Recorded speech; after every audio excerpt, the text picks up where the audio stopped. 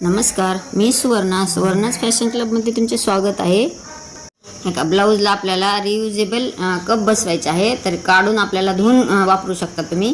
या पद्धतीने आपल्याला याची कटिंग आणि स्टिचिंग पाहायची। चला तर आपण वेळ न करता त्याची कटिंग आणि स्टिचिंग पाहूया। का मी जे व्हिडिओत दाखवले त्याप्रमाणे 4 पदरी घडी घालून घेतली कपड्याची आणि कप जे आहे त्याचे बरोबर अर्धे करून जसे व्हिडिओत दाखवले त्याप्रमाणे त्याचा आकार टाकून घेतला आणि शिलाई मार्जिनच्या अर्धा इंचाचे अंतर सोडून मी कट करून घेतले।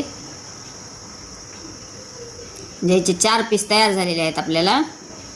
आपले म्हणजे 2 कप बसवण्यासाठी आपल्याला 4 पीस तयार केले। ह्या पद्धतीने टिप मारून घेतली।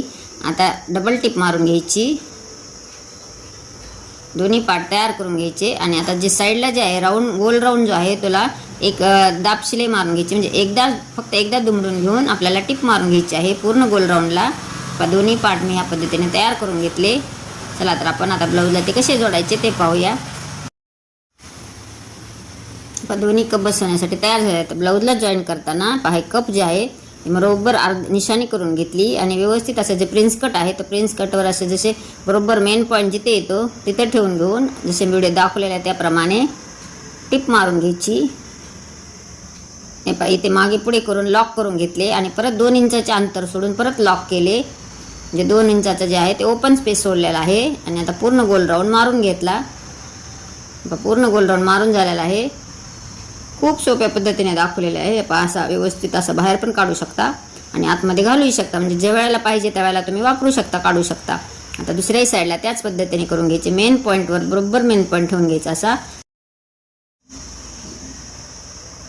त्याच्यावर आपण जे कापड तयार केलेले आहे ते ठेवून घ्यायचे आणि गोल राऊंड टिप मारून घ्यायची। ह्यालाही 2 इंच असं लॉक करून घ्यायचे आणि मध्ये 2 इंचाचं अंतर सोडून परत लॉक केले आणि पूर्ण गोल राऊंड टिप मारून घेतली।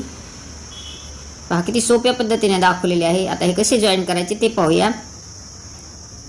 पहा कफ लावून तयार झालेले आहेत। आता जे ब्लाऊज आहे त्याला मी अस्तर जॉईन करून घेतलेले आहे।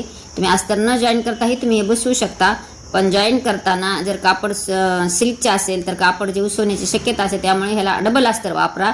म्हणजे आपले जे ब्लाऊज आहे ते अजिबात खराब होणार नाही। मी डबल अस्तर वापरून कफ लावून घेतलेले आहेत।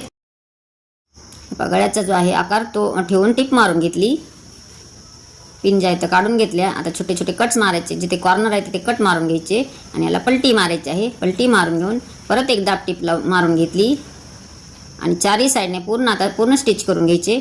संपूर्ण जर शिलाई पाहायची असेल तर नक्कीच कमेंट करा। आणि हे घागऱ्याचे ब्लाऊज आहे, पहा पुढच्या साईडचा आकार मी कसा दिलेला आहे, याची पूर्ण शिलाई कटिंग आणि स्टिचिंग पाहायची असेल तर मला कमेंट करा। अशाच नवीन व्हिडिओसाठी चॅनलला सबस्क्राईब करा आणि तुमच्या मित्रमैत्रिणींना शेअर करा। धन्यवाद।